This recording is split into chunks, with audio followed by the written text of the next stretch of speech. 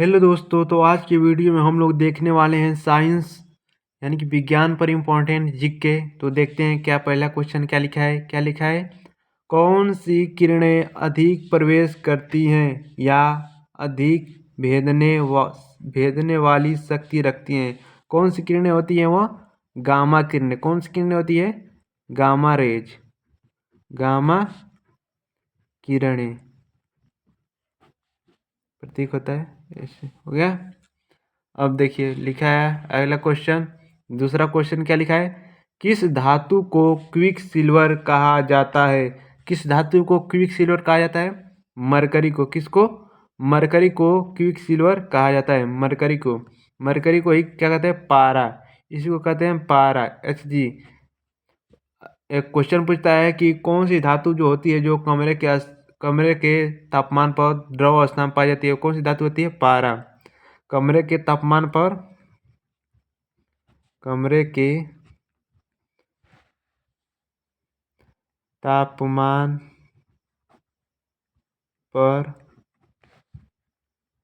द्रव अवस्था में मिलने वाली धातु कौन सी है। कमरे के तापमान पर द्रव अवस्था में मिलने वाली धातु कौन सी है, मरकरी, जिसको कहते हैं पारा।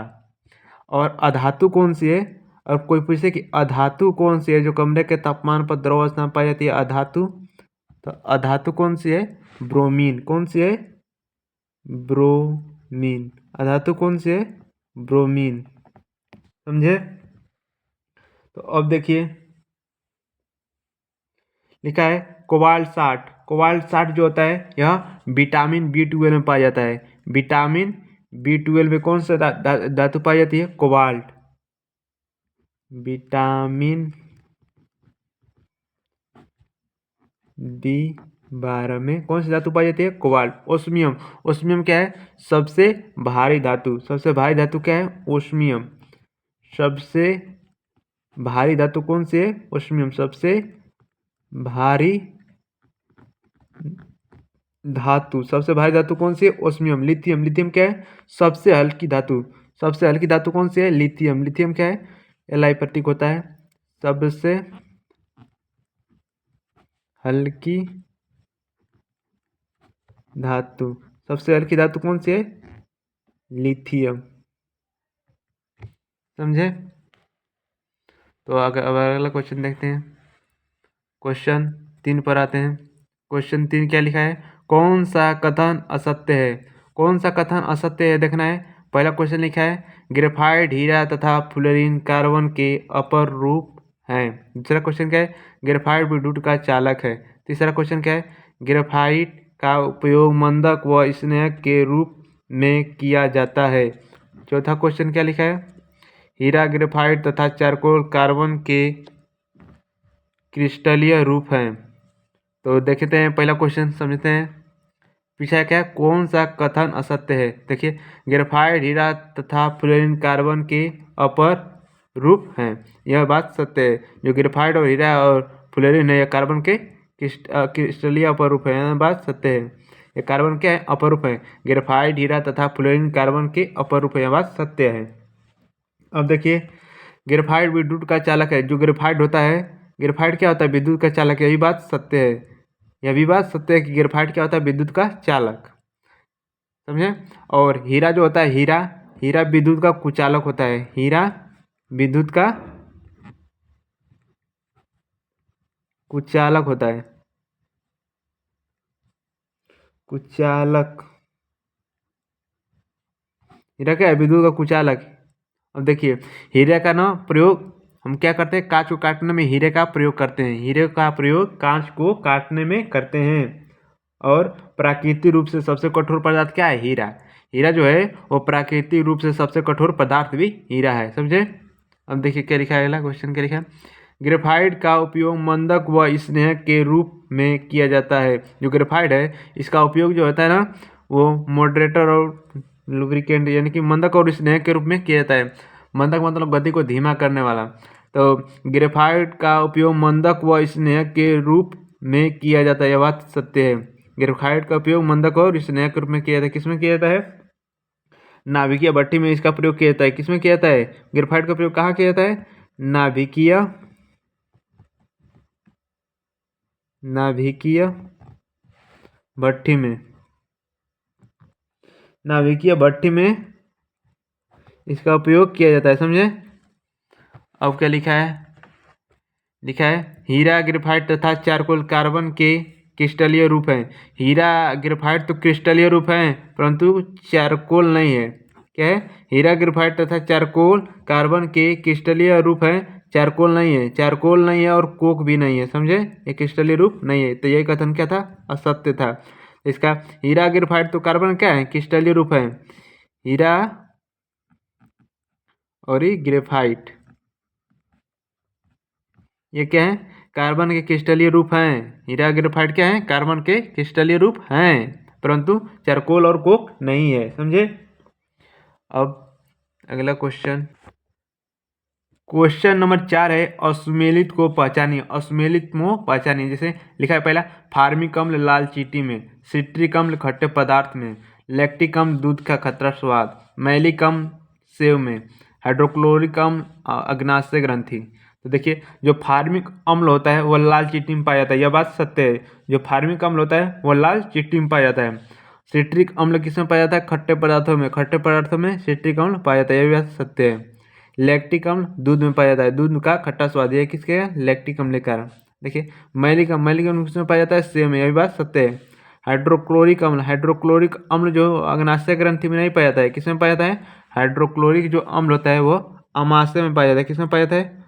अमाशय, जिसे कहते हैं स्टोमक, समझे। हाइड्रोक्लोरिक अम्ल अमाशय में पाया जाता है ना। तो हाइड्रोक्लोरिक जो होता है अमाशय में पाया जाता है। और अग्नाशय ग्रंथि बहुत ही फेमस ग्रंथि है। अग्नाशय ग्रंथि जो है, इसी अग्नाशय ग्रंथि की बीटा कोशिका में जो है, इसकी अग्नाशय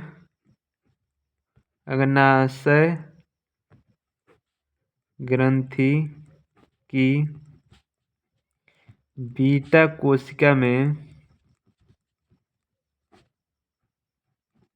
अग्नाशय ग्रंथि की बीटा कोशिका में इंसुलिन का निर्माण होता है।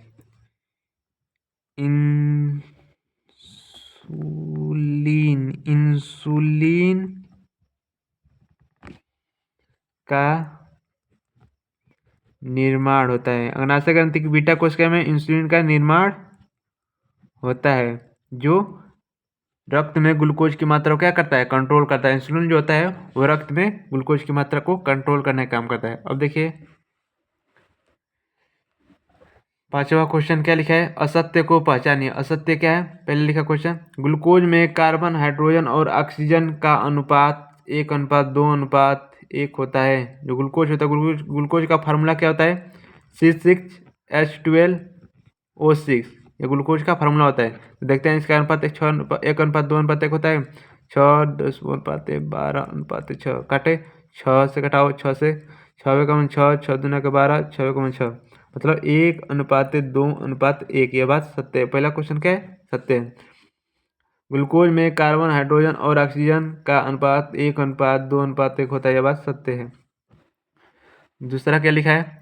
क्लोरोफ्लोरोकार्बन ओजोन परत में क्षय के लिए जिम्मेदार है। जो क्लोरोफ्लोरोकार्बन होती है CFC, जिसे फ्रियॉन कहते हैं, यह ओजोन जो परत है उसमें क्षय के लिए जिम्मेदार है। ओजोन परत मतलब O3।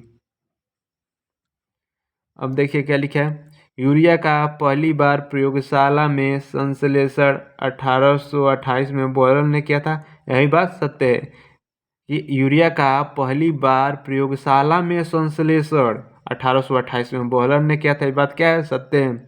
यूरिया का फॉर्मूला क्या होता है? NH2CONH2 यह यूरिया का होता है फार्मूला होता है। तो देखिए, लास्ट के लिखे, मार्स गैस का प्रथम विश्व युद्ध में हथियार के रूप में उपयोग किया गया। जो मार्स गैस है, इसका प्रथम विश्व युद्ध में हथियार के रूप में प्रयोग किया गया। बात सत्य है गलत है? ये गलत है। मार्स गैस का प्रथम विश्व युद्ध में हथियार के रूप में प्रयोग नहीं किया गया था। मस्टर्ड गैस का प्रयोग किया जाता है। किस गैस का? मस्टर्ड। मस्टर्ड मस्टर्ड मतलब होता है सरसों। मस्टर्ड गैस का प्रथम विश्व युद्ध में हथियार के रूप में प्रयोग किया गया था। इसकी मस्टर्ड गैस जो होती है ना, इसके जब शरीर पर पड़ता है तो इससे क्या होता है, शरीर पर फोले होते हैं। शरीर पर क्या होता है, जो मस्टर्ड गैस है, सरसों वाली, मस्टर्ड में सरसों, इसका प्रयोग किया था। मस्टर्ड गैस का प्रथम विश्व युद्ध में हथियार के रूप में प्रयोग किया गया था। इसके शरीर पर पड़ने से क्या होता है, शरीर पर फोले होते हैं, समझे। अब देखो, जो मार्स गैस होती है, मार्स जो गैस होती है, यह इसी को कहते हैं मार्स गैस को मीथेन कहते हैं। क्या कहते हैं? मीथेन ही मार्स गैस को कहते हैं। कहाँ पर आती है? इसका प्रयोग कहते हैं CNG, compressed natural gas. CNG में कौन सी गैस होती है? मीथेन होती है, समझे। अब देखो, जो मीथेन गैस होती है, यह दलदली भूमि में पाई जाती है, दलदली भूमि में। और कहाँ पाई जाती है? कोयले की चट्टानों में। कोयले की चट्टानों में कौन सी गैस पाई होती है? मीथेन। कोयले की चट्टानों में कौन सी गैस पाई होती है? मीथेन। जो मवेशी जुगाली करते हैं, वो भी कैसे, कौन सी गैस निकलती है? मीथेन। और धान के खेत में से कौन सी गैस निकलती है? मीथेन, धान के खेत से। क्वेश्चन 6 है, किस समस्थानिक का उपयोग चट्टानों की आयु ज्ञात करने में करते हैं? किस समस्थानिक का उपयोग चट्टानों की आयु ज्ञात करने में करते हैं? किस समस्थानिक का? यूरेनियम 235। यूरेनियम 235 का प्रयोग करते हैं चट्टानों की आयु ज्ञात करने के लिए, या पृथ्वी की आयु ज्ञात करने के लिए, या पृथ्वी की आयु ज्ञात करने के लिए यूरेनियम 235 का प्रयोग करते हैं, समझे। और क्या है? कोबाल्ट 60 का प्रयोग करते हैं रक्त कैंसर का की पहचान करने के लिए। कोबाल्ट 60 का प्रयोग कब करते हैं? रक्त कैंसर की पहचान के लिए कोबाल्ट 60 का उपयोग करते हैं, या इलाज के लिए। पहचान के लिए या इलाज के लिए कोबाल्ट 60 का प्रयोग करते हैं, रक्त कैंसर की पहचान के लिए, इलाज के लिए। कैंसर का अध्ययन क्या कहलाता है? ओन्कोलॉजी। कैंसर का अध्ययन क्या कहलाता है? ओन्कोलॉजी। ओन्कोलॉजी कैंसर का अध्ययन कहलाता है, समझे। अब देखिए, कार्बन 14 जो 14 होता है, यह जीवाश्म की आयु ज्ञात करने में इसका प्रयोग करते हैं। कार्बन 14 का किसका आयु ज्ञात करने के लिए करते हैं? जीवाश्म की आयु। जीवाश्म की आयु। जीवाश्म की आयु ज्ञात करने के लिए कोबाल्ट कार्बन 14 का प्रयोग करते हैं, समझे। और जीवाश्म का जो अध्ययन होता है वह पेलियोंटोलॉजी कहलाता है। क्या कहलाता है? पेलियोंटोलॉजी।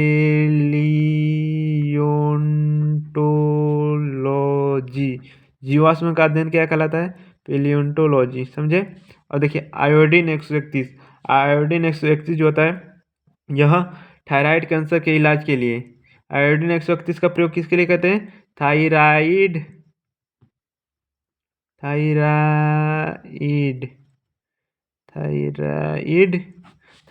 कैंसर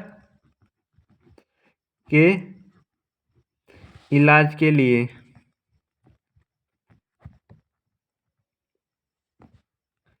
थायराइड कैंसर के इलाज के लिए आयोडीन 131 का प्रयोग करते हैं।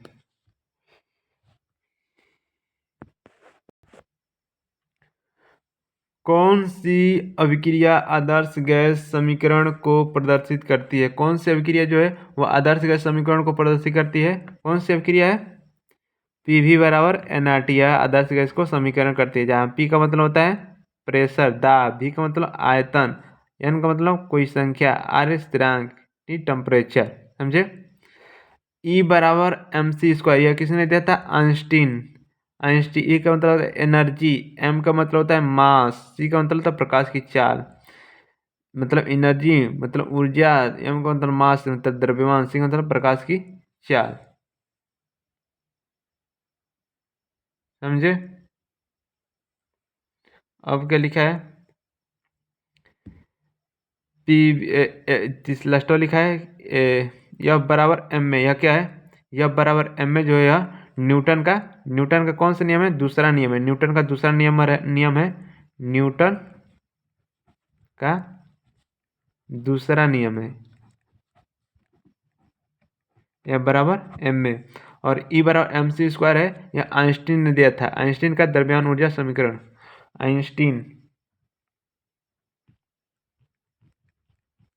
आइंस्टीन ने दिया था। अब आई क्या होता है, के ई बराबर होता है ½ mv², के ई बराबर होता है ½ mv², मतलब गतिज ऊर्जा बराबर ½ mv²। एम का मतलब होता है मास, अब भी का मतलब होता है वेग, समझे, वेग होता है वेग। अब देखिए कौन सा लिस्ट ऑफ 8वां क्वेश्चन क्या है, कौन सा नाभिकीय रिएक्टर कर्नाटक में स्थित है। कर्नाटक में कौन सा स्थित है, कैगा। कैगा कहाँ स्थित है, कर्नाटक में। कर्नाटक में कौन सा स्थित है, कैगा। देखिए कल्पक्कम, कल्पक्कम और कूडनकुलम जो है, कल्पक्कम और कूडनकुलम, जो कल्पक्कम और कूडनकुलम है, यह कहाँ है, तमिलनाडु में। कहाँ है, तमिलनाडु में कौन है, कल्पक्कम और कूडनकुलम नाभिकीय रिएक्टर है। कल्पक्कम और कूडनकुलम कहाँ है, तमिलनाडु में। किसकी सहायता से है, किसकी सहायता से है कूडनकुलम, किसकी सहायता से, रूस की सहायता से है, रूस की सहायता, रूस की सहायता से, समझे। यह है नरोरा। नरोरा कहाँ है, नरोरा है उत्तर प्रदेश में। नरोरा कहाँ है, नाभिकीय रिएक्टर नरोरा जो है कहाँ है, उत्तर प्रदेश। ओ काकरापार, काकरापार कहाँ है, गुजरात में है। काकरापार गुजरात में। क्वेश्चन नंबर 9 लिखा है, पीएच स्केल की खोज किसने की। जो पीएच पैमाना है इसकी खोज किसने की थी, पीएच स्केल की खोज सोरेनसन। किसने की थी, सोरेनसन ने पीएच स्केल की खोज की थी। आर्टोन, आर्टोन ने किसकी खोज की थी, आर्टोन ने परमाणु बम, परमाणु बम की खोज किसने की थी, आर्टोन। मैडम क्यूरी, मैडम क्यूरी किसकी खोज की थी, जो मैडम क्यूरी है रेडियम की, रेडियम खोज किसने की थी, मैडम क्यूरी। और मैंडलिप, मैंडलिप जो है ना, पहली बार जो आवर्त सारणी है यह मैंडलिप ने दिया था। इनकी जो आवर्त सारणी थी वह किस पर आधारित थी, द्रव्यमान संख्या पर। किस पर आधारित थी, द्रव्यमान संख्या पर। और जो वर्तमान में जो आवर्त सारणी है वह कौन से, किसने दिया था, मोजले। जो वर्तमान में जो आवर्त सारणी है, वर्तमान में जो आवर्त सारणी है वो किसकी है, मोजले की, मोजले की। और इनकी आवर्त सारणी किस पर आधारित है, परमाणु क्रमांक पर। किस पर आधारित है, परमाणु क्रमांक पर। इनकी जो आवर्त सारणी किस पर आधारित है, परमाणु क्रमांक। जो मोजले की आवर्त सारणी वर्तमान में जो है इस समय जो आवर्त सारणी है मोजले की है, किस पर आधारित है, परमाणु क्रमांक पर, समझे। और मेंडलीव जो आवर्त सारणी है, इन्हें मेंडलीव का आवर्त सारणी का पिता किसे कहेंगे, मेंडलीव को। और इनकी जो आवर्त सारणी है द्रव्यमान संख्या पर आधारित थी, और वर्तमान में जो आवर्त सारणी है वो मोजले की है, वो किस पर आधारित है, परमाणु क्रमांक पर। अब देखिए लास्ट में क्या लिखा है, 10वां क्वेश्चन, अम्लराज एक्वेरेजिया में हाइड्रोक्लोरिक अम्ल तथा सांद्र नाइट्रिक अम्ल किस अनुपात में मिश्रित होते हैं। हाइड्रोक्लोरिक अम्ल, हाइड्रोक्लोरिक अम्ल का फॉर्मूला होता है HCl, और सांद्र नाइट्रिक अम्ल का फॉर्मूला होता है HNO3। जो हाइड्रोक्लोरिक अम्ल कितने अक्षर है, 1 2 3, तो इसके लिए 3। हाइड्रोजन कितने स्थान पर आता है, 1, तो इसके लिए हो जाएगा 1। तो किस अनुपात में होते हैं, 3:1। किस अनुपात में होते हैं, 3:1, समझे। अब देखिए लास्टों क्वेश्चन क्या लिखा है, 11वां, जहरीली शराब में प्रमुख कारक कौन सा है। जो जहरीली शराब है उसका प्रमुख कारण क्या है, तो समझो जो जहरीली शराब है उसका प्रमुख कारण हम बता रहे हैं आप लोगों को, तो ध्यान से समझें। तो जैसे एल्कोहल, देखो होता है एल्कोहल, देखो एल्कोहल, एल्कोहल जिसमें कार्बन की मात्रा 1 होती है उसे कहते हैं मेथिल एल्कोहल। कौन सा कहते हैं, मेथिल एल्कोहल।